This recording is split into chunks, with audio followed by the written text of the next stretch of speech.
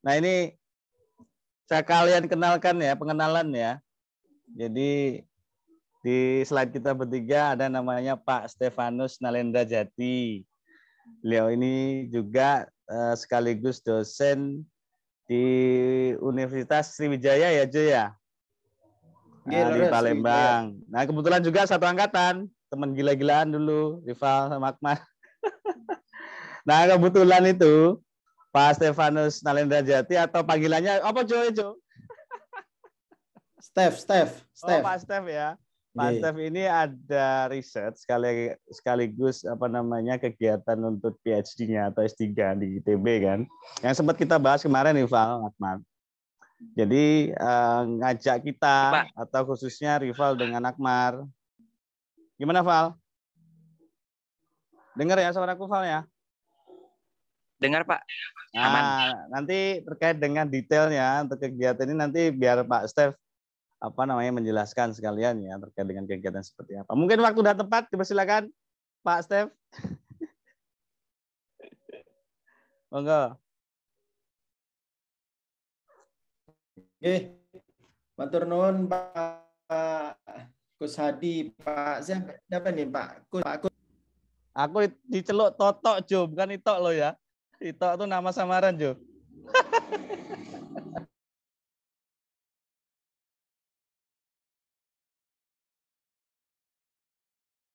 Halo.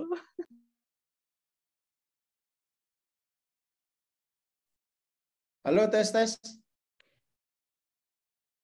Masuk Pak Adi, Pak Kus.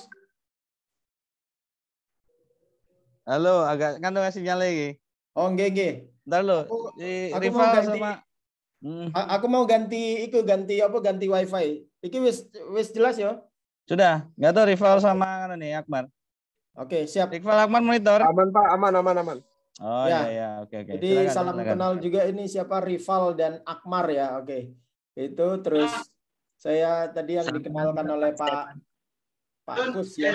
Pak Kus nopo sinten niki asmanim? Aku Toto panggilannya Jo. Oh, kalau Ito samaran di Jogja ya. Jadi kalau nyari Toto Ito di sini nggak ada Jo. Ini saya temannya Pak Toto ini. Jadi kebetulan saya ada hibah riset untuk di Mahakam seperti itu ini. Jadi ini nih, Das Mahakam seperti itu. Oke, kelihatan ya? Itu di background saya. Itu ya, mantap. Ya, nah ini. Itu terus kemudian jadi malam ini selain kenalan juga saya mau ice breaking lah tentang Das Mahakam seperti itu. Terus berikutnya adalah rasanya menurut saya ini rival dan Akmar rasanya mubazir kalau kegiatan ini hanya untuk sekedar riset saya saja seperti itu. Tapi ada baiknya juga saya membonceng paling tidak teman-teman di Unmul biar bisa saling kenal seperti itu agar menciptakan riset di teman-teman di Unmul, terutama saya sampaikan ke Pak Toto ini ternyata ada rival dan Akmar seperti itu. Jadi saya mohon share dulu ini ya Pak ya. Moga-moga ya.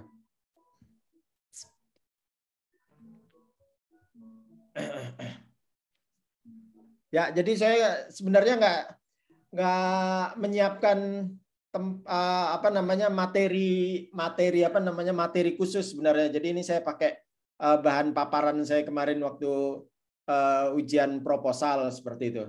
Jadi ide besarnya adalah ini, kemudian keterkaitan kita, terutama saya dan berdua Akmar dan siapa ini tadi?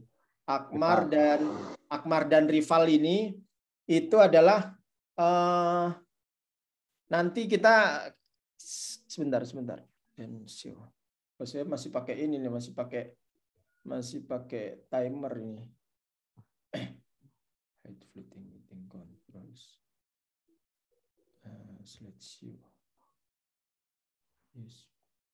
Use timing. Oke. Ya, itu jadi rival dan siapa tadi? Akmar ya. Ya. Ya. Rival dan Akmar. Kalau saya di tempat saya itu instansi saya itu di Unsri itu saya sudah coba menerapkan 100 hari paket skripsi 100 hari Akmar seperti itu. Jadi kalau bisa jangan lama-lama lah skripsi itu. Kan skrip kan sebenarnya skripsi kan skrip kan. Jadi ya hanya menulis ulang saja seperti itu. Nah, kemudian berikutnya adalah ini ada kebaruan-kebaruan yang bagi saya itu bisa saya tularkan ke Akmar dan Rival terkait dengan bagaimana bisa melalui remote sensing, bisa melalui melalui geospasial atau GIS seperti itu.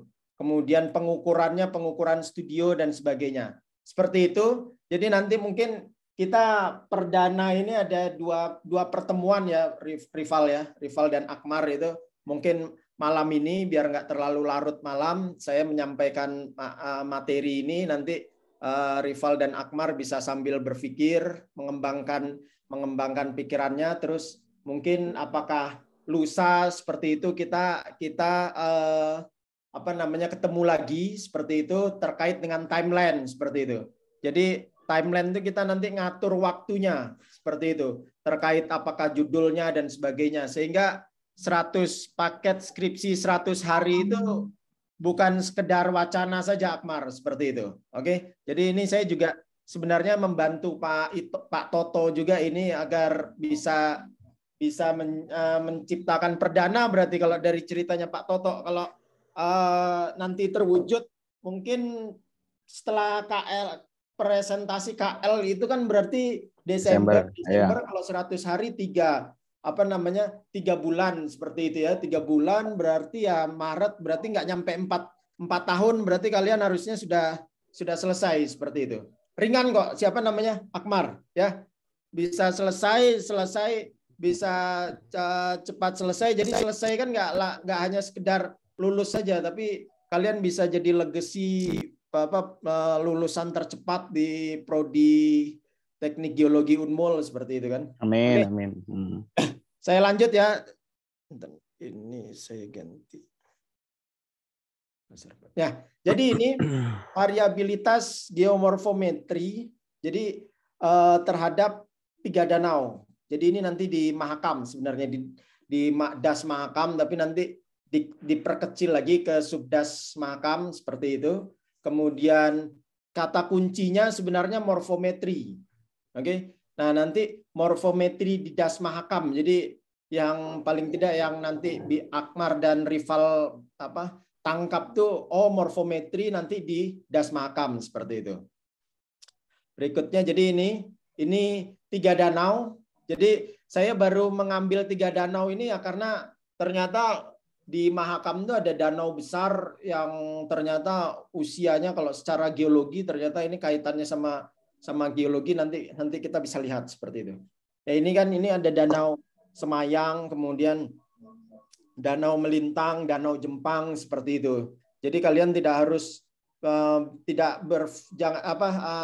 lagi berpikir apakah saya harus mapping di danau, enggak seperti itu. Jadi kita dengan iya gimana nanti mapping di danau, tapi dengan pendekatan kebaruan Rival. Jadi bisa remote sensing, bisa pakai DEMNAS dan geospasial lainnya seperti itu.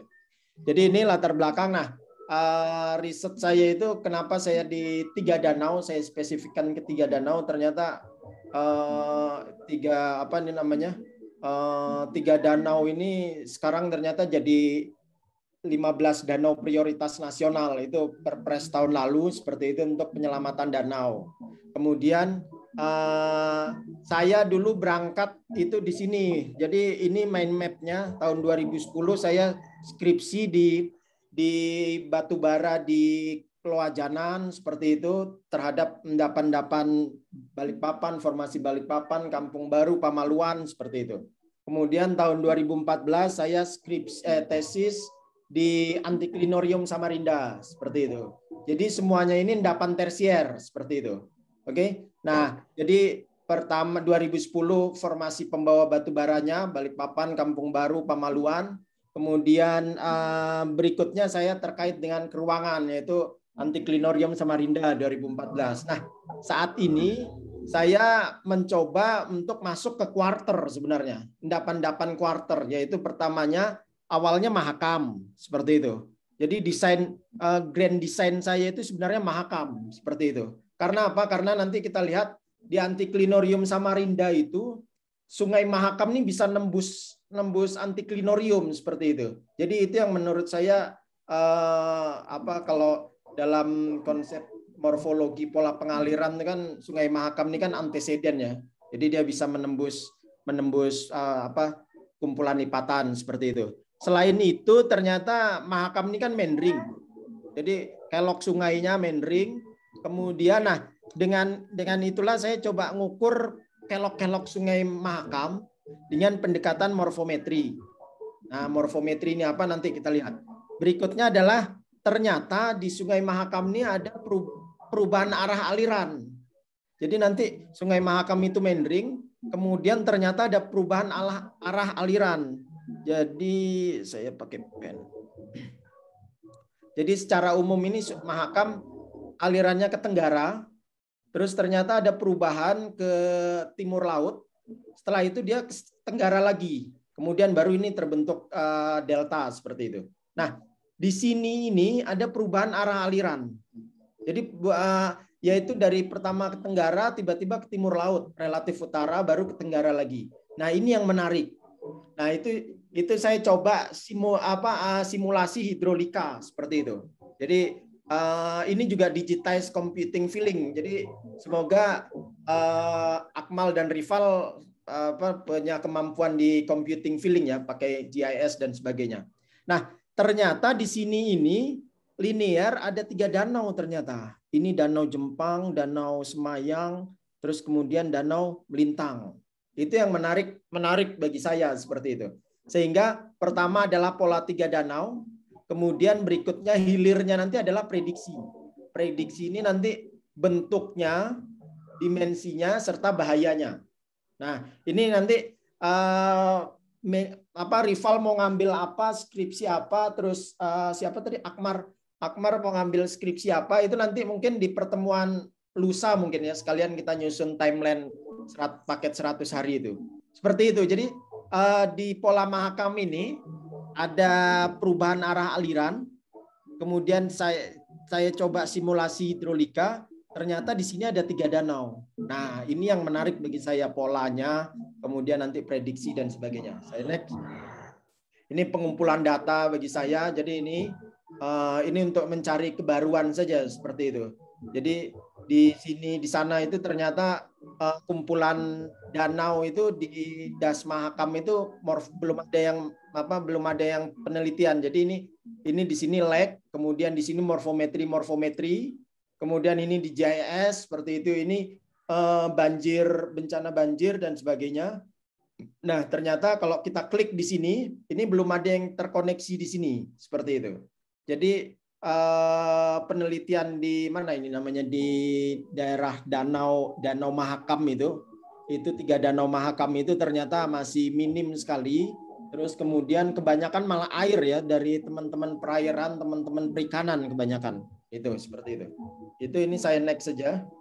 Nah, ini kumpulan referensi nanti Akmal dan dan Rival juga mungkin nanti akan saya sharing seperti itu. Itu nanti di Dropbox atau model kayak Google Drive seperti itu. Jadi nanti Akmal bisa mempelajari apa itu geomorfometri, terus kemudian apa itu hidrolika dan sebagainya. Ini saya kumpulin dari referensi-referensinya, kemudian ini dari yang open access jurnal. Nah, permasalahannya itu ya tadi, jadi variabel geometri 3 danau itu belum ada.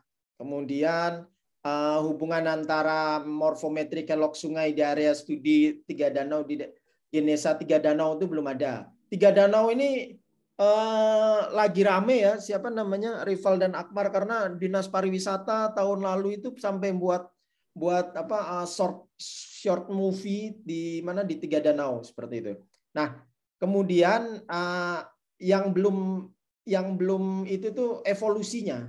Jadi 3 danau ini belum ada yang membahas terkait evolusinya, genesanya bagaimana dan sebagainya. Seperti itu. Ini saya next saja. Jadi intinya ada morfometri, ada 3 danau, dan nanti mungkin prediksi bahayanya seperti itu.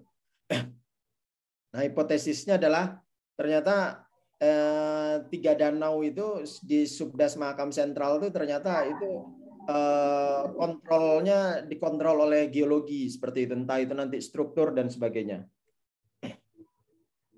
Oke, kemudian ini lingkupnya. Nah, ini lingkup. Jadi ini tadi rival ya, rival dan Akmar. Jadi ini Mahakam.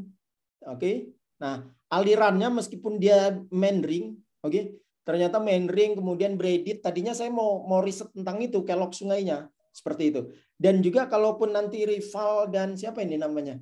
Rival dan Akmar mau apa namanya? Kelok sungainya ini juga nggak masalah. Oke, kalau mau penelitian, bukan penelitian ya, mau mengkaji nanti buat skripsinya kelok sungainya ini nanti nggak masalah. Seperti itu. Oke. Itu nanti kita bisa. Jadi tahun 1980 itu arah alirannya ke sini. Oke. Nah, tapi kemudian nanti tahun apa ini? Saya ganti pen color dulu. Blue. Nah, tapi ternyata saat ini 2019 ini ternyata arah alirannya begini. Atau bisa juga 1980 ke sini, 2019 makin ke sini seperti itu. Nah, jadi kan prediksi bahayanya berarti daerah sini ini kan bahaya seperti itu. Berarti 10 tahun kemudian daerah sini ini akan tergerus, akan semakin tergerus oleh gerusan Sungai Mahakam seperti itu. Jadi mungkin ini bisa untuk ke Bapeda dan sebagainya, mungkin ini bisa daerah-daerah clear area seperti itu. Jadi mungkin kepantasan untuk sebagai permukiman atau penggunaan lahan ini perlu di reminder seperti itu. Itu. Oke. Nah, jadi secara overall ini alirannya, saya ganti. Pen color. Ini arah alirannya meskipun dia berkelok tapi general dia kan ke tenggara. Oke. Nah, kemudian begitu di sini dia ternyata ke timur laut ini. Seperti itu. Setelah itu dia kembali lagi normal ke tenggara. Seperti itu. Oke. Jadi secara ruang penelitiannya itu ya perubahan kelok sungainya ini. Pak, terutama nanti di 3 danaunya seperti itu. Kenapa sih kok danaunya ini bisa terbentuk seperti itu? Apakah karena mungkin kalian sudah dengar istilahnya Oxbow Lake seperti itu atau Danau Tapal Kuda dan sebagainya. Apakah tadinya hipotesis saya adalah danau ini akibat dari perubahan kelok sungai Oxbow Lake seperti itu. Tapi hingga saat ini ternyata bukan seperti itu.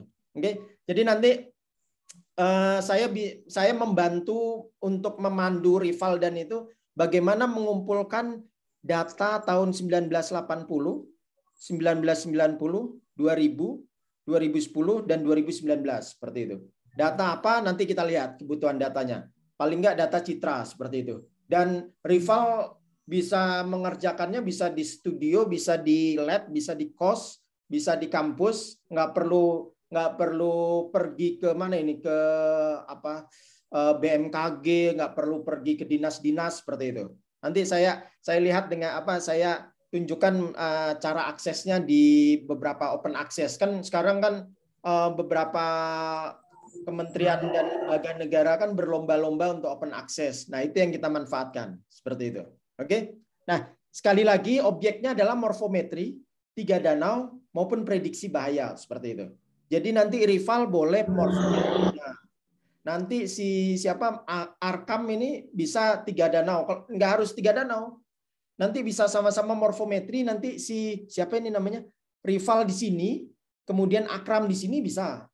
Oke, nanti cari dilanjutkan adik tingkatnya nanti yang mau meneruskan di sini juga bisa seperti itu.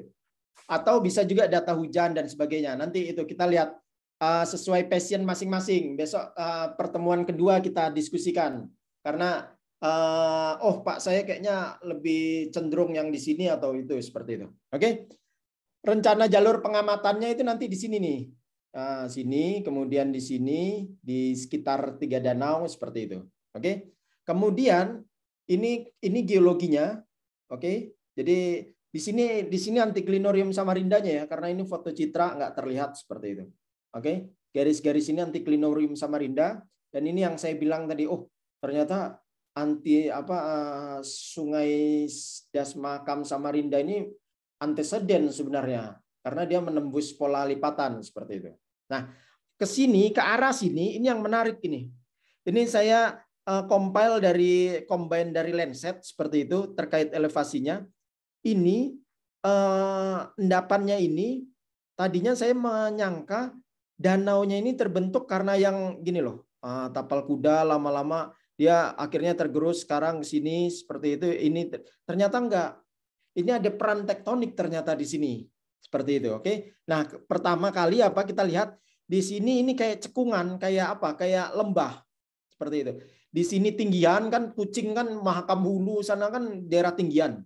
Oke. Terus kemudian di sini Samarinda. Samarinda ini tinggian karena Anticlinoriumnya. Oke. Jadi ini basisnya elevasi seperti itu, ini tinggian. Oke, ini Bukit Saharto dan sebagainya. Oke, kemudian nah di 3 danau ini di elevasi 2 dari MDPL ini. Seperti itu. Oke. Nah, itu yang apa namanya? Oh, ternyata 3 danau ini berada di seperti lembah antar tinggian, lembah antar punggungan, lembah antar bukit seperti itu. Nah, itu yang menjadi pertanyaan so what gitu. Oke. Nah, sehingga ternyata alirannya ini makanya dia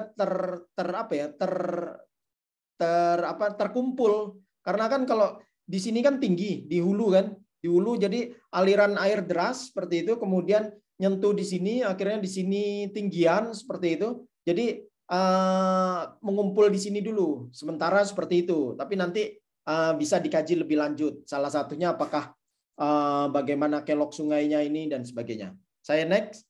Ini area studinya. Ini saya ambil dari Permen PUPR tentang wilayah sungai. Ini wilayah sungai ya kalau ini ya. Oke. Nah, Das Mahakam ini nanti ada das-das kecil ini di sini seperti itu.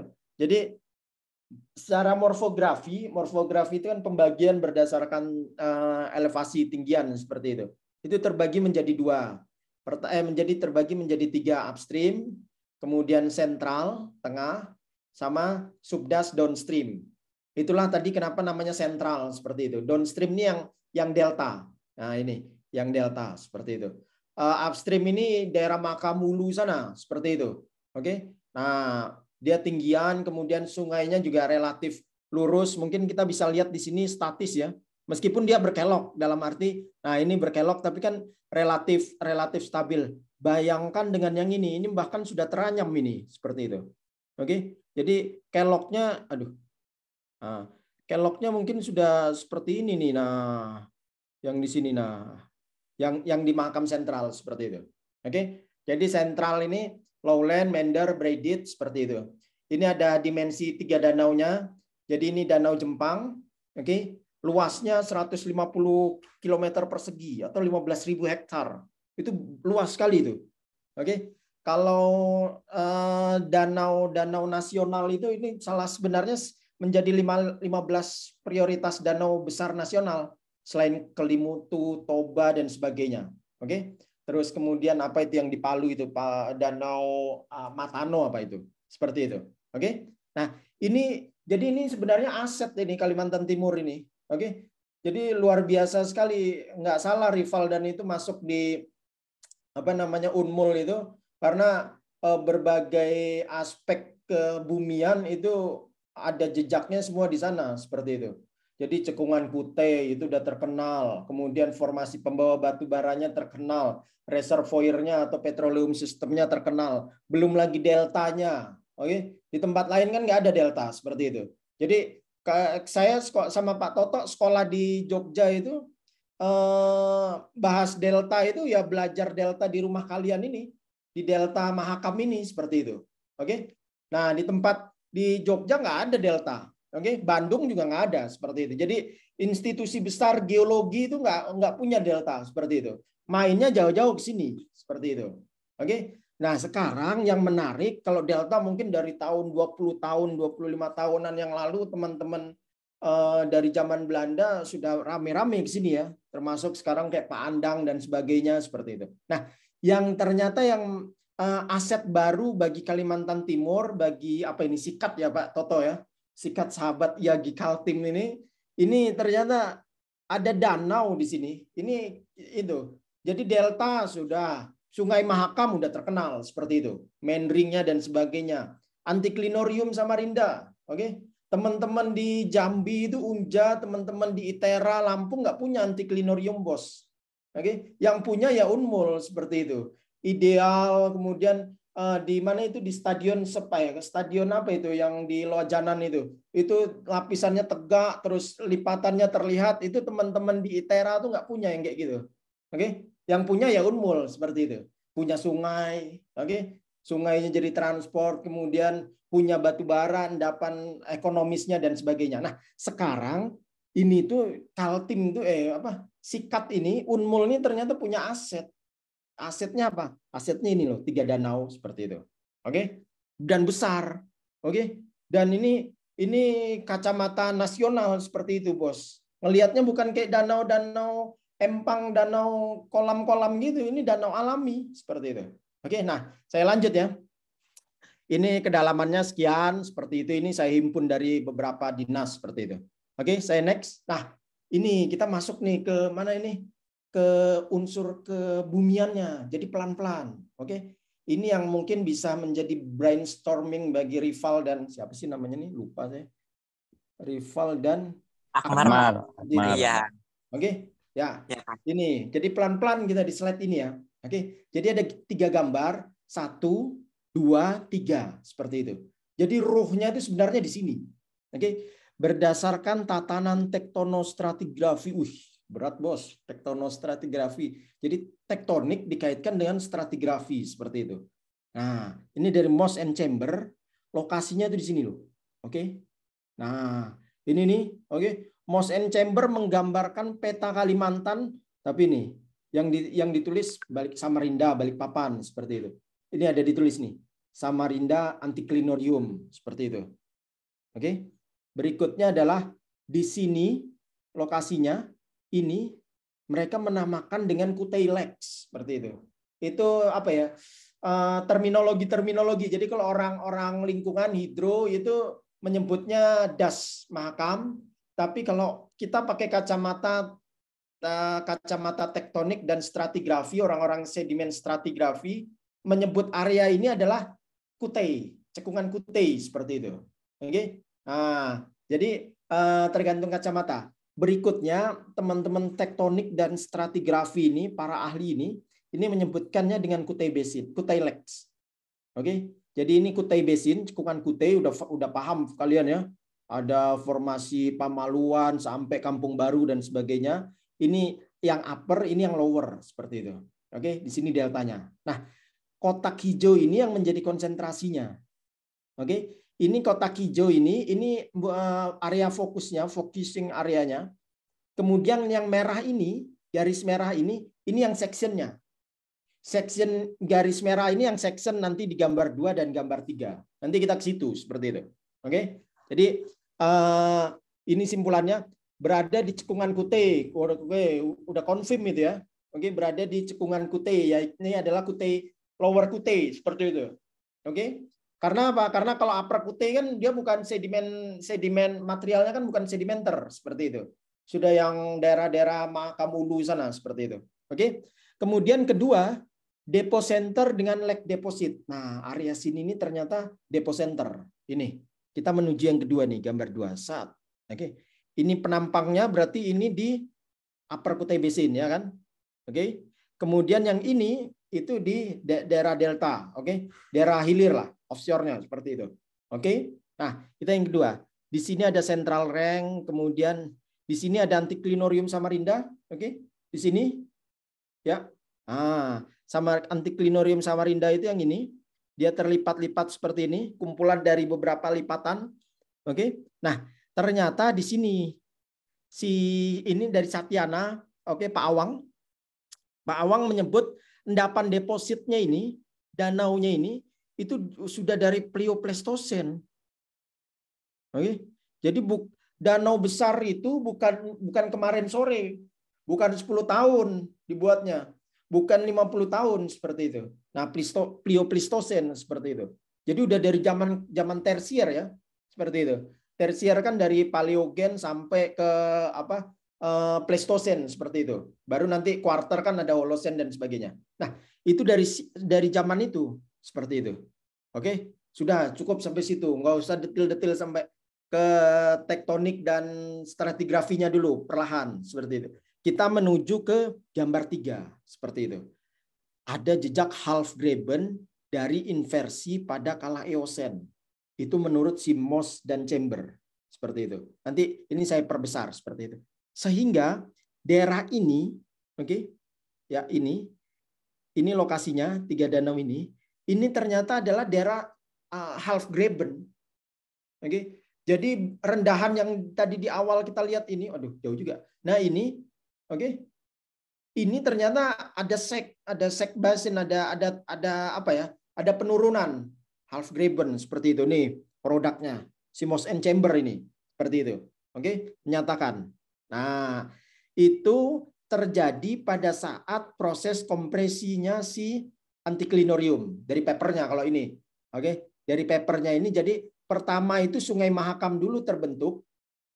Oke. Kemudian ada kompresi di Neogen Oligomiosen itu seperti itu, dikenal dengan neotektonik seperti itu, membentuk membentuk anticlinorium seperti itu. Sehingga di sini terlipat produknya adalah kompresional semua di sini, oke, threshold dan sebagainya. Nah, terus di satu sisi jadi sama kayak lipatan lah beratnya. Jadi di satu sisi dia membentuk tinggian, di satu sisi membentuk rendahan. Jadi di satu sisi dia terlipat kompresi, tapi ada secondary deformasi itu yang dia membentuk syncline seperti itu. Kan setiap ada anticline kan nggak mungkin anticline terus ya. Ada anticline, kemudian ada syncline. Nah, ini adalah secondary impact-nya. Jadi di sisi timurnya ini, oke, di timurnya dia kompresional, tertarik ke sana, oke. Nah, yang ini jadi bukan half graben-nya ini itu bukan ini ya. Bukan sesar turun, produk sesar turun seperti itu, bukan. Jadi kayak kertas itu. Nah, kalau ini dia terlipat seperti itu, yang sisi ini kan tertarik ke sana seperti itu. Nah, baru ini impact secondary impact-nya. Oke, jadi bukan khusus daerah-daerah tensional seperti itu. Oke, daerah-daerah pergangan bukan spesial itu. Jadi akibat dari kompresional ini di satu sisi, oke, seperti kita ada yang berpisah, kemudian nanti ada yang bertemu seperti itu. Kalau saya berangkat ke Samarinda, nanti saya bertemu dengan rival, bertemu dengan Pak Toto seperti itu. Tapi nanti di satu sisi ya keluarga saya merasa tertinggal seperti itu. Nah, itu, oke. Jadi di sini pertemuan di sini ini, sehingga ini adalah inversion Eosen half graben depression. Oke, jadi ada depresi. Nah, depresinya tuh di sini nih. Oke. Nah, ini di sini seperti itu. Oke. Inversion Eosen graben depot center. Oke. Nah, di sini nih. Nah, di sebelah itunya. Oke. Ini endapannya. Seperti itu. Kembali lagi ke Mahakam seperti itu, sehingga setelah terbentuknya terlipat, oh ya saya next saja. Nah, ini lebih jelas ini ya. Oke. Oke. Makanya dia di sini si Moss tidak membuat simbol normal fault atau tensional seperti itu. Beda sama ini, karena produk utamanya, gaya utamanya kan kompresional seperti itu. Tapi di satu sisi dia ada seperti depresi, kan ada gaya tarik secondary seperti itu. Nah, baru dia sini terdepresi. Oke. Nah, fase kompresi ini, compressional stress-nya ini pada event pembentukan anticlinorium Samarinda diduga menghambat aliran Sungai Mahakam, berdampak pada keterlambatan mengalir backwash. Jadi ini analoginya gini, rival. Kalau kayak di selokan seperti itu, atau kalau saya dulu sama Pak Toto ada stream table itu, ada market seperti itu. Nah, itu begitu itu aliran awal seperti itu, lebarnya sekian, oke. Kemudian di hilir ada kayak gundukan atau barrier seperti itu.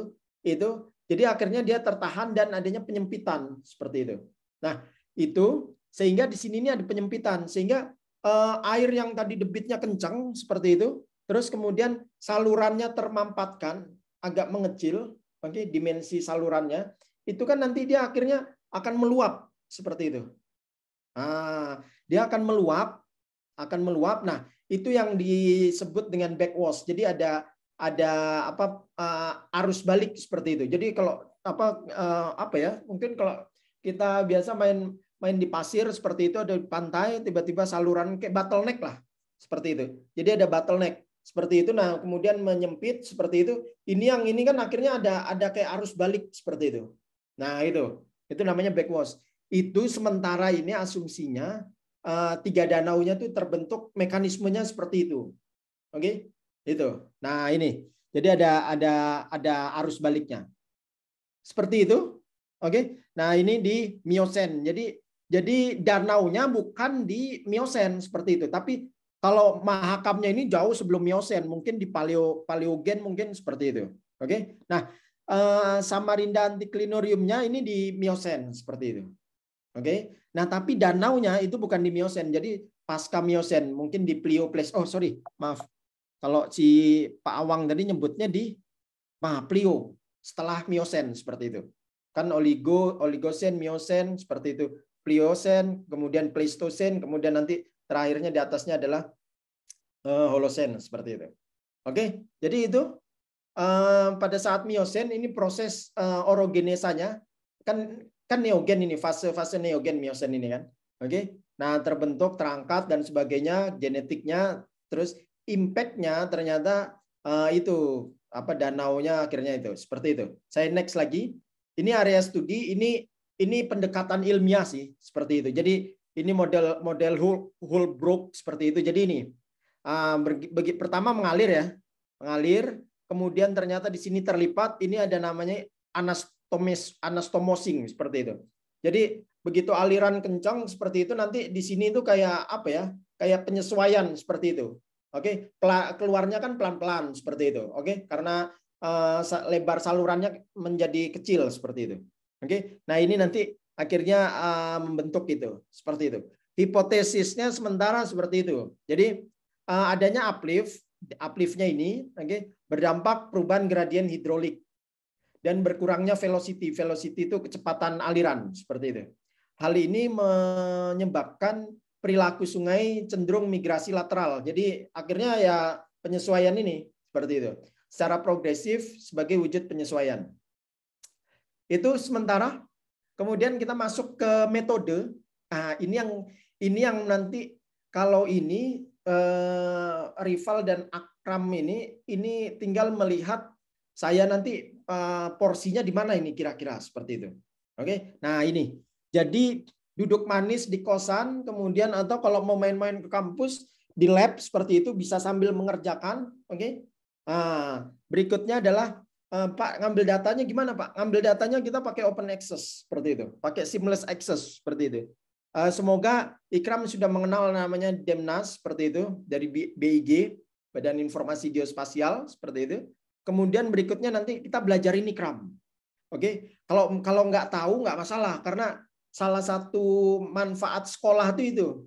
Jadi peran-perannya Pak Toto saya ini adalah bukan mengajari kamu ya, tapi memberitahu. Jadi Ikram dan itu dari tahu menjadi dari belum tahu menjadi tahu. Jadi bukan nggak tahu, waduh Pak saya nggak tahu, bukan nggak tahu, belum tahu seperti itu. Nah makanya mau tahunya gimana? Mau tahunya ini seperti itu. Nanti bagian dari skripsimu juga. Nanti ada namanya Landsat 5, oke? Nanti kita combine. Landsat 5 ini nanti ada bandnya. Ada band 1 sampai sekian seperti itu. Hanya saja yang kita pakai nanti 742 seperti itu. Oke? Berikutnya nanti ada Landsat 8 lagi. Landsat 8. Landsat 8 OLI ini STM ini Shuttle Thematic Mapper seperti itu. Kalau 8 OLI ini saya juga lupa. TIRS ini saya juga lupa singkatannya seperti itu. Oke, bandnya 753. Ini kaitannya sama bukan usia. Kaitannya sama tahun. Jadi Landsat 5 ini kalau mau ngambil tahun-tahun 19 berapa tadi 90 itu di Landsat 5 seperti itu. Oli 8 ini kalau nggak salah 2013 baru launch seperti itu. Oke. Nah, ini USGS, ini bisa pakai dari USGS, kemudian ini kita juga punya kita juga punya namanya sekarang di BRIN, dulu namanya 8, Lembaga Antariksa Penerbangan apa ini 8, Lembaga Antariksa dan Penerbangan seperti itu, nasional. Oke. Itu sekarang sudah merger dengan BRIN, Badan Riset dan Inovasi Nasional, Pusat Riset Indraja, seperti itu. Nah, ini juga duduk manis, jadi nggak perlu ke BRIN, nggak perlu ke Jakarta seperti itu, minta surat seperti itu, minta data. Oke. Nah, berikutnya nanti ada Ikonos, Lancet juga. Oke, ini punyanya US, kemudian ada GeoEye, ini punyanya NASA seperti itu, punyanya Google. Kemudian nanti nggak tahu nanti bisa nggak ini drone RTK seperti itu. Tapi kalau nggak mungkin ya nggak usah seperti itu. Oke, cukup. Sementara ini yang saya running itu adalah ini. Oke, jadi ini data citra ya. Jadi bukan data spasial, masih data citra seperti itu. Nah, nanti ini kalau di zoom nanti ada sungainya. Nah, salah satu peluang risetnya si Ikram ataupun ini nanti itu kalau ini 96, ini tahun berapa ini yang gambar 2 ini 90. Oh, kebalik ini ya harusnya. Ya, sorry peletakannya. Oke. Nanti ini 2010 2019. Nah, jadi ini salah satu peluang risetnya adalah kalau tahun 1996 sekian. Oke. Nah, tahun 1990 nanti sekian. Oke. Nah, oke. Nah, yang menarik kalau untuk dibahas adalah tahun 2010 ternyata sudah sekian nih. Kok bisa ya? Karena ini saking meluapnya. Jadi kalau proyeksi itu kan dari tahun sekian sekian, tahun sekian sekian, berarti 2010 sekian. Nah, ternyata ada anomali. Itu yang menarik untuk diriset. Karena apa? Salah satunya mungkin kenapa kok nggak nyebar ke sini nih? Maksudnya kok nggak ke sini? Ya bisa saja ada istilah namanya oxbow lake seperti itu.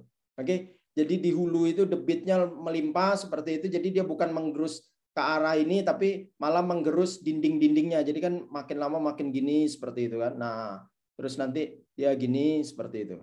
Oke. Nanti saya liatin salah satu contohnya. Itu bisa peluang riset seperti itu. Ngapain Pak? Ya cuman ngumpulin, cuman digitize saja. Oke. Sudah jadi skripsi harusnya seperti itu. Tapi dalam arti bukan menampilkan itu, tapi melihat kaji apa ya, ada fenomena apa seperti itu. Oke, saya next. Curah hujan bisa juga. Kalau mau running curah hujan bisa juga. Ini juga nanti kita bisa minta data BMKG Samarinda seperti itu. Atau ada juga yang bisa duduk manis di kosan atau di kampus atau di lab lah ya. Karena kalau di kosan tuh godaannya banyak sekali kan. Ke distrak nanti lihat kasur, bantal dan sebagainya. Oke, ini bisa diambil atau si bias ini aplikasi seperti itu. Jadi duduk manis di meja kerja dari jam 7 sampai jam 5 seperti itu. Fokus tiap hari Senin sampai Jumat seperti itu. Jam 6 ngapain Pak? Jam 6 istirahat bos. Oke, kita kan bukan robot ya. Cari makan, kemudian istirahat, kemudian biar konsentrasi nggak pecah. Dari Senin sampai Jumat, Bismillah, paket skripsi 100 hari selesai. Iqbal, siapa nih namanya nih? Akmal. Rival dan Akmar, Pak. Ya, Akmal dan Rifar. Akmar dan Rival, seperti itu. Oke. Ini di running di studio seperti itu. Curah hujan bisa dan sebagainya. Oke. Mau lebih lanjut, tapi ini nanti saya bisa bantu nanti uji labnya kalau mau ngambil sampel air sebenarnya. Jadi untuk membuktikan ini peluang riset berikutnya ya. Oke. Jadi peluang riset berikutnya sampel air di sini, geokimia air di danau ini, kemudian di sungai seperti itu. Oke. Dan tanda hujan, dan penampungan hujan. Itu diuji geokimianya seperti itu. Nanti bisa di ITB, bisa nanti saya bawa sampelnya seperti itu, nanti diuji itu bisa. Baca nanti kalau uji hidrologi itu nanti ada diagram diagram Piper seperti itu, geokimia air jadinya nanti. Itu bisa juga kram seperti itu. Nah, biasanya kalau yang kayak gini nih saya menyarankan yang kalau mahasiswa saya menyarankan yang cewek-cewek sih seperti itu, yang wanita lah seperti itu. Jadi dia nah perbedaannya apa Kram? Kalau ini itu nanti menunggu waktu ini. Saya nggak punya jaminan 100 hari kalau uji karena kaitannya kita harus menunggu uji lab seperti itu. Oke, ya kalau sampelnya yang dibawa ke lab itu bagus. Ternyata Pak ini airnya sudah nguap Pak, jadi ngambil lagi dan sebagainya. Oke, nah itu mungkin bisa, tapi kalau mau tertarik itu silahkan seperti itu. Cuman nanti mungkin peluang buat adik-adik tingkatnya Ikram lah seperti itu. Oke, itu saya rasa. Terus kemudian nah ini geokimia air ya, seperti itu. Mau ngukur debit juga bisa. Oke, nanti ada hidrologi nih. Debit gimana Pak? Debit berarti saya harus ke sungainya itu ngukur pakai ohmmeter, nggak perlu bos. Nanti ada namanya aplikasinya namanya Hekras. Seperti itu. Oke. Datanya apa Pak? Datanya curah hujan, Demnas, kemudian sama data tutupan lahan. Udah selesai. Nanti kita lihat ya. Nah, ini salah satu yang diukur Kram dan rival. Oke. Kalau ini saya berani jamin paket 100 hari skripsi selesai. Oke. Tapi dengan catatan jam 7 sampai jam 5 setiap hari Senin sampai hari Jumat seperti itu. Hari Sabtu ngapain Pak? Hari Sabtu persiapan buat malamnya. Oke. Jadi persiapan malam minggu itu bukan disiapkan dari sorenya atau dari siangnya, tapi direncanakan dari paginya seperti itu. Oke. Hari Minggu ngapain? Hari Minggu istirahat. Nah, kerja lagi hari Senin seperti itu. Oke. Nah, ini hanya digitize, Bos. Oke. Jadi ngukur lebar sungai seperti itu. Oke. Pak, saya ngukur lebar sungai gimana nih, Pak? Saya tarik bentangan meteran. Kalau sungai yang di belakang rumah bisa, Bos. Oke, tarik bentangan. Ini kan Sungai Mahakam. Oke. Nah, seperti itu. Bangun jembatan aja harus berpuluh-puluh itu, apalagi cuman bentangin seperti itu. Nah, kita dari kebaruan riset dari remote sensing seperti itu. Tarik. Ini gimana Pak caranya? Nah, itu nanti kita bertahap seperti itu. Oke. Terus kemudian kalian klik. Nah, tapi sebelumnya ini kan citra. Sebelumnya di georeferencing dulu, diikat koordinatnya supaya terukur seperti itu. Kan koordinat kan sebenarnya meter kan, seperti itu. Nah, ini sudah koordinatnya sekian baru diukur. Jadi metriknya dapat. Lebarnya dapat, panjangnya sungai ini dapat seperti itu. Jadi nanti kelihatan pertama paling tidak risetnya Ikram pertama panjang sungai ini sebenarnya 70 meter, Pak. 70 kilo, Pak. Oke, yang untuk section yang sini. Nah, tetapi saat ini panjangnya hanya 25. Mengalami pemendekan ya? Iya, kenapa itu? Apakah sungainya berkurang nggak? Karena dia meliuk nih. Nah, oke. Nah, seperti itu. Oke, jadi meliuk. Itu bisa jadi riset juga. Seperti itu. Oke, ini metode ya pengumpulan. Atau bisa juga melihat potensi-potensi danau tapal kuda. Nah, ini kan kelihatan ini Kram. Oke. Nah, ini ternyata ada jejak-jejak purba ini. Ini kan sungai ini, sungai purba ini sini nih. Nah, dulu ini alirannya begini, Bos. Ini lihat ya ini. Nah, ini sungai juga dulu. Abundant Channel namanya. Oke. Nah, ini yang jadi tapal kuda seperti itu. Jadi kalau tahun 90 sekian, tahun 96 sekian, 2010, jadi itulah geologi, bukan matematika sederhana. 1 tambah 1, 2, 2 tambah 2, 4. Bisa jadi 2 tambah 2 malah 3. Oke. Nah, karena dia ke sini ya. Seperti itu. Oke. Siap.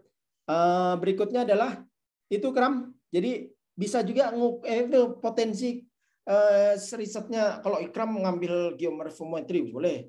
Terus kalau rival apa Pak? Ini kamu menghitung potensi-potensi danau-danau purba Kram. Seperti itu. Di mana Pak? Das Makam. Semuanya dari hulu ke hilir. Bebas. Boleh bagi-bagi. Jangan Ikram semua. Oke. Jadi Ikram sini, rival sini. Nanti adik tingkatnya sini. Seperti itu. Nanti adik tingkatnya sini. Seperti itu. Oke. Jadi selain ada motivasi pribadi menjadi legacy 100 hari lulus belum 4 tahun seperti itu, Ikram juga harus mengajak dan rival harus mengajak adik-adik tingkatnya untuk vibe positif seperti ini. Oke? Gitu Ikram ya. Ini morfometrinya. Oke. Jadi ini apa ini, Pak? Ini matematika. Jadi biologi jangan alergi sama angka ya. Oke. Pak, ini data ini yang dimasukin mana?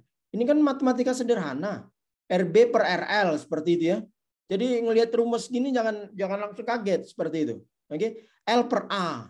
Oke. Nah, L ini apa? Seperti itu. Oke. Ini datanya tuh ini. Mana? Nah, datanya ini. Oke. Diukur, digitize seperti itu. Oke. Ini adalah analisisnya. Seperti itu. Oke. Nah, selesai sudah Kram. Skripsi cuman sampai di sini.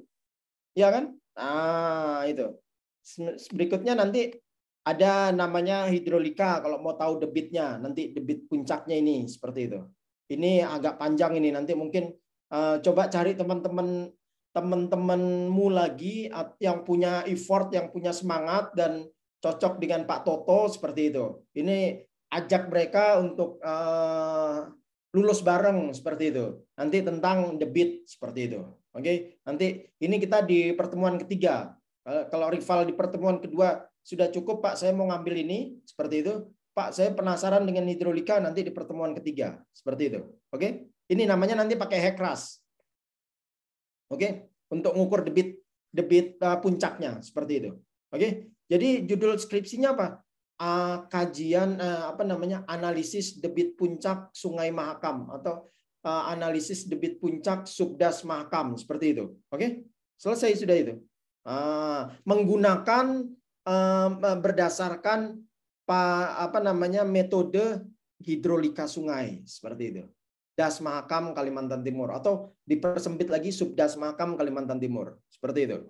Oke, itu tapi nanti detail kita nanti breakdown judul-judulnya ya seperti itu. Itu kemudian ini nanti seperti itu. Nah, ini loh Karam hasil skripsimu nanti bayangan skripsimu nanti itu seperti ini, yang kuning nih. Lihat ya. Yang merah tahun 19 berapa nih? 96. Kelihatan ini yang merah. Oke. Seperti itu. Ini prediksi. Oke. Nah, yang 2006 justru dia alirannya ke sini. Seperti itu. Oke. Nanti bab 4-nya ini kenapa ini? Seperti itu. Oke. Ini datanya, ini hasil analisisnya. Siapkan kalimat atau siapkan karangan indahmu 3 paragraf, oke, untuk membahas ini kenapa ini ya kok 2006 ini ke sini seperti itu. Begitu kamu bisa memainkan logika sepanjang 3 atau 4 paragraf, selesai sudah skripsimu seperti itu. Oke, tinggal berikutnya administrasi seperti itu. Harus daftar, harus itu. Nah, itu di luar ya, seperti itu. Oke? Itu. Nah, kalau yang hidrolika ini kita bisa tahu penampangnya, Bos. Seperti itu. Ini dissection, seperti itu, ini dissection, ini nanti penampangnya. Nah. Oh, ternyata nanti ada penampang yang seperti ini. Nah, atau nanti ada penampang sungai, penampang ya. Jadi kamu ngelihat ke hulu atau ke hilir itu penampang tuh. Oh, ada sungai yang bentuknya begini. Seperti itu. Oke? Itu nanti ini buat peluang teman-temanmu, tapi bertahap seperti itu. Saya rasa demikian. Saya next lagi. Nah, ini yang diukur nanti Kram. Wih, susah nggak Pak ya? Kalau nggak dicoba pasti susah. Oke? Masa teman-teman di Palembang aja bisa kok Kram seperti itu. Oke? Teman-teman Unmul itu juga harusnya bisa seperti itu. Oke? Kan grade S1 kan sebenarnya semua sama saja seperti itu. Oke? Gitu. Ini tinggal diukur seperti itu. Jadi pertama kali digitize apanya Pak, sungainya? Iya, seperti itu. Oke. Kemudian habis itu diukur panjangnya. Jadi ini nanti ada panjang ini. Jadi lengthnya sekian, oke. Tadi misalnya 20 atau 30, tapi saat ini yang katanya panjang sungai itu 70 kilo, ternyata kalau tarik lurus cuma 25 kilo. Loh, kemana ini? Ini karena dia meliuk, Pak. Seperti itu.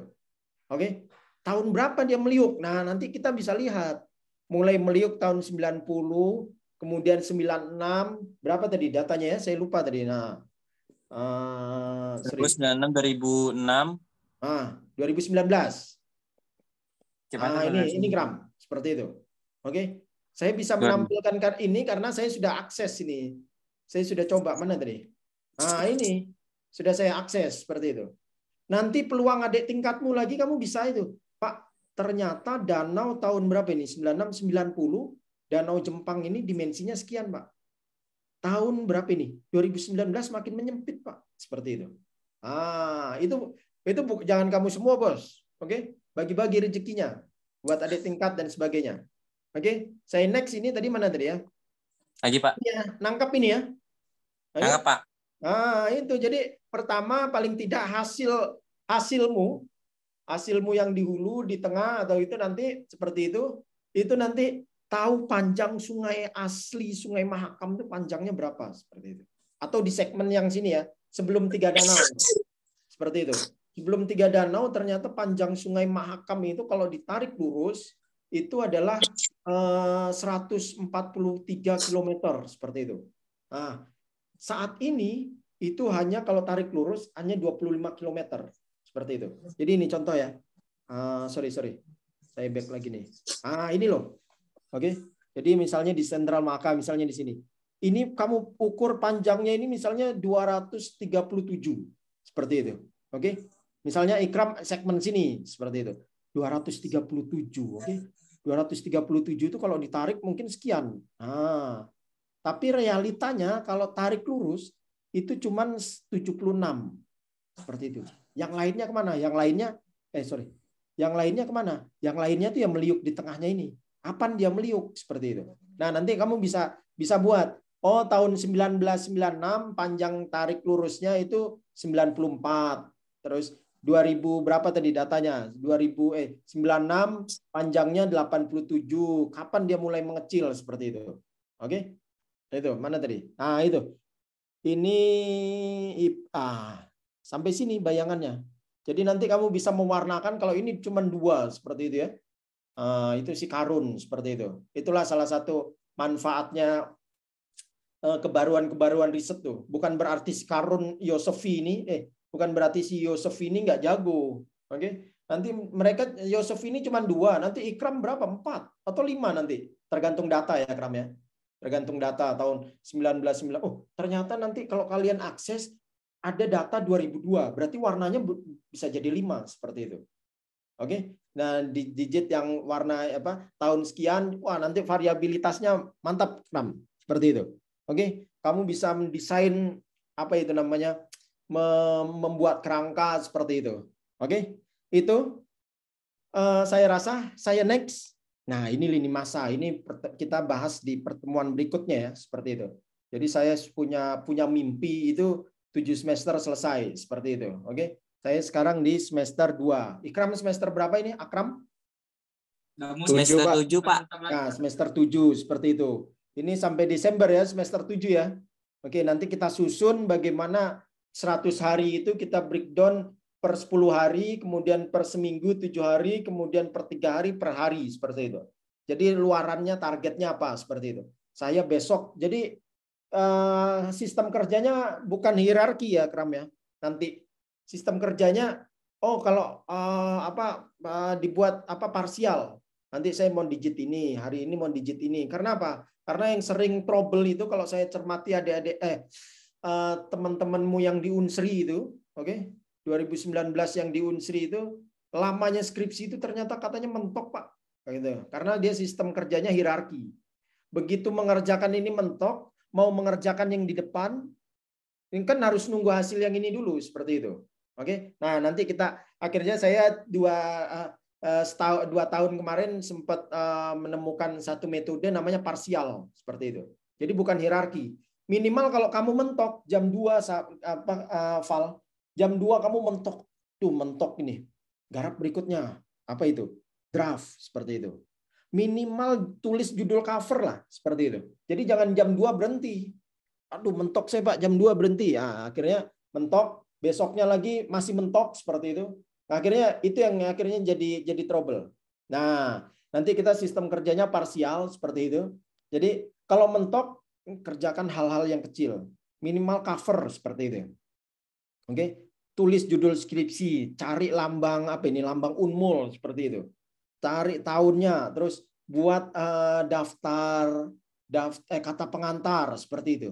Oke. Kamu paling enggak jam 2, 3 jam berikutnya itu kamu bisa cari apa kalimat-kalimat bagus untuk meletakkan nama siapa itu. Someone juga urutan terakhir. Nomor 6, kepada bunga siapa, seperti itu. Yang selalu menghiasi hari-hariku, seperti itu. Oke. Nah, nanti jam 5 itu jadi ada progres. Seperti itu. Oke. Nyusun saya akhirnya mahasiswa saya akhirnya saya bilang paling tidak kamu ngurutin daftar buat daftar isi lah, seperti itu. Rapiin. Oke. Karena begitu jam kerja selesai, kamu dapat, saya hari ini dapat meskipun ini belum selesai, tapi daftar cover sudah halaman depan, cover daftar pustaka, nama pembimbing seperti itu, NIP pembimbing sudah siap seperti itu. Oke, kemudian daftar isi, daftar tabel sudah siap seperti itu. Oke, nah itu. Jadi formatting laporan hal-hal kecil gitu juga paling tidak itu disiasati ketika mentok seperti itu. Oke, saya next. Ini kerangkanya. Jadi ini sebenarnya poin-poin ini Kram dan Rival. Ini bisa jadi skripsi nih. Oke, seperti itu. Jadi ekstraksi data Landset seperti itu.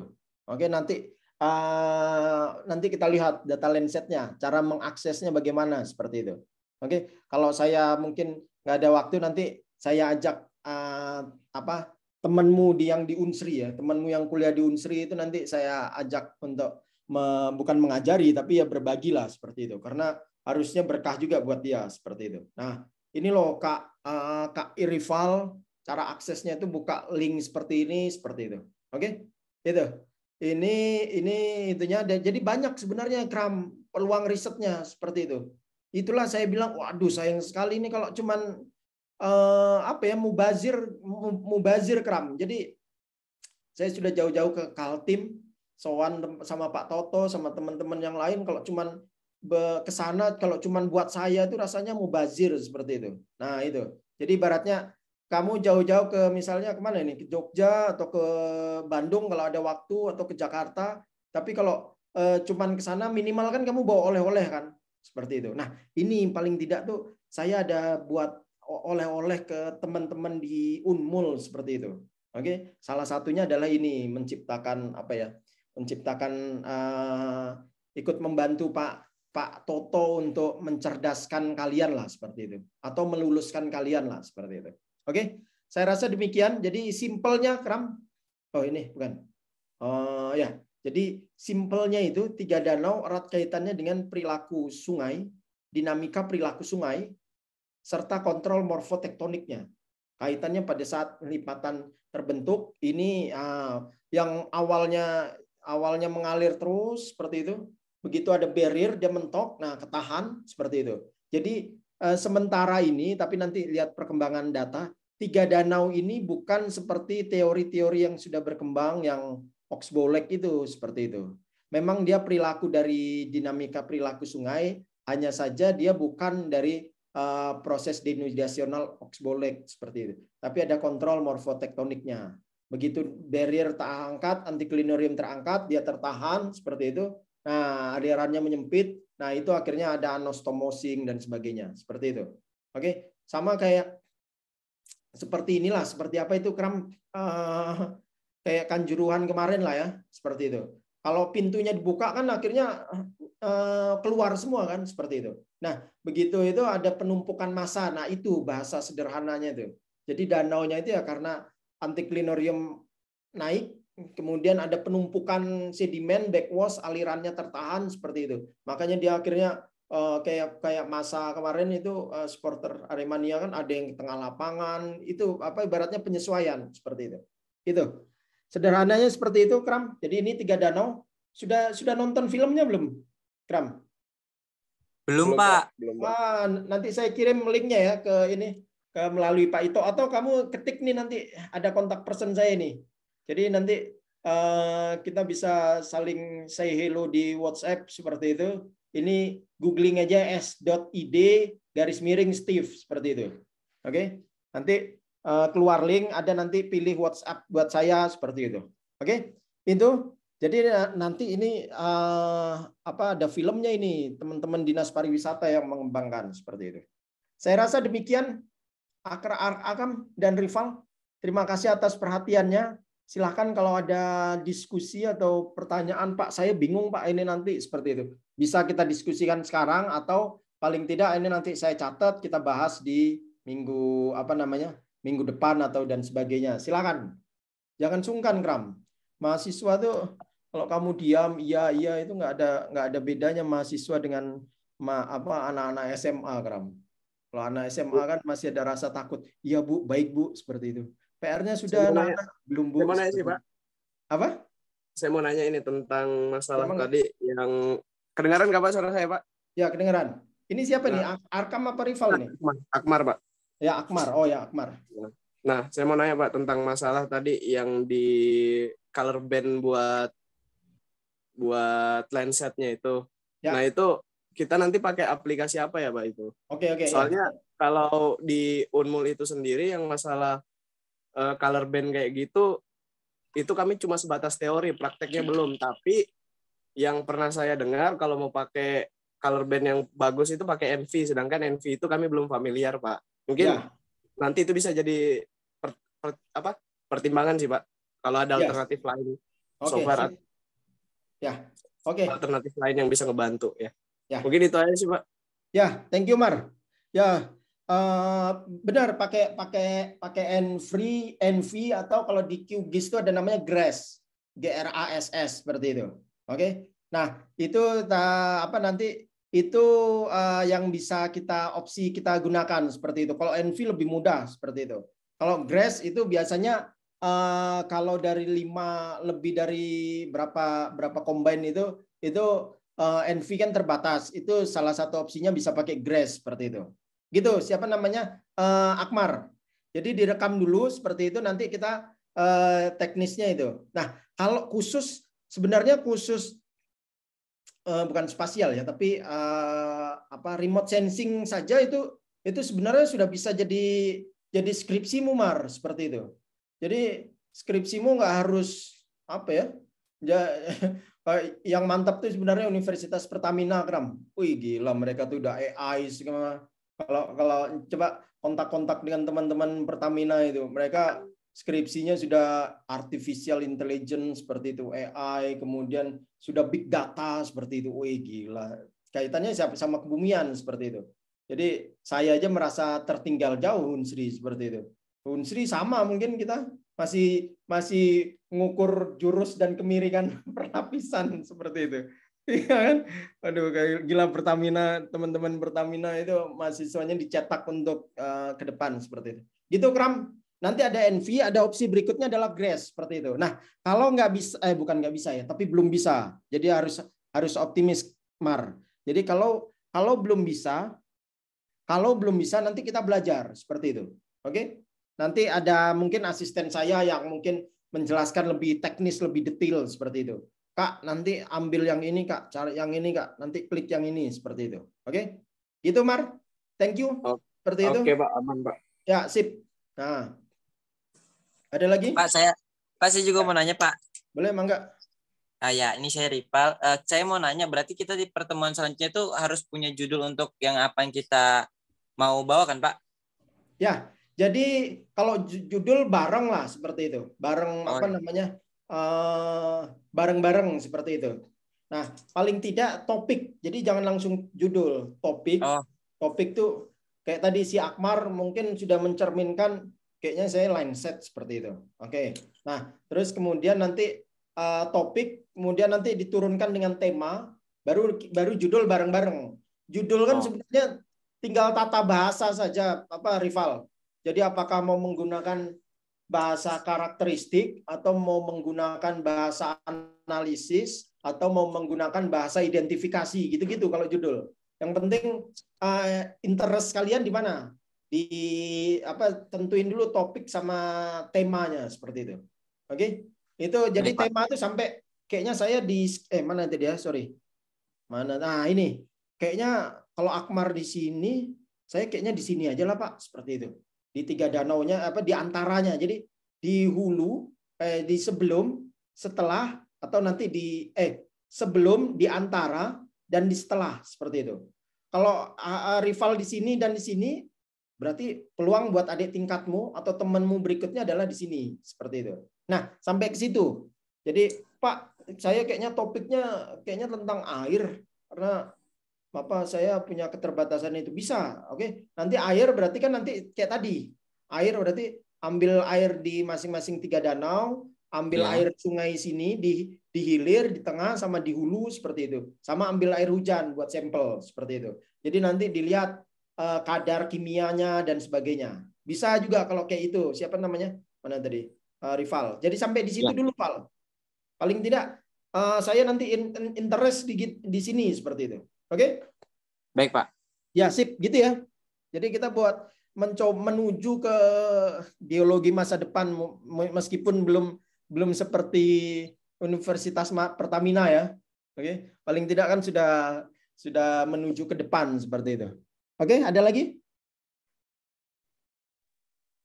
Kalau dari saya cukup sih Pak, soalnya itu aja tadi ngelihat masalah di komponen di rupa bumi itu ternyata kita masih main di band combine juga karena kita pakai data citra kan Pak. Betul, betul. Oke, sip. Sip. Mantap. Apa Mar? Gitu. Apa? Nah, bisa kamu cukup sampai di utak-atik citra itu aja, Mar. Oke. Nanti berikutnya adik tingkatmu yang ngukur apa yang digitasi seperti itu, gitu. Oke. Cukup sampai itu, nanti kita bisa saya kasih referensi judul-judul apa namanya? Judul-judul validasi bisa. Jadi kan validasi data citra atau komparasi Landsat 5 dengan Landsat 8 di lokasi yang sama. Jadi kalau membandingkan tuh jangan membandingkannya, pembandingnya beda, tapi harus ada baseline-nya yang sama. Seperti itu.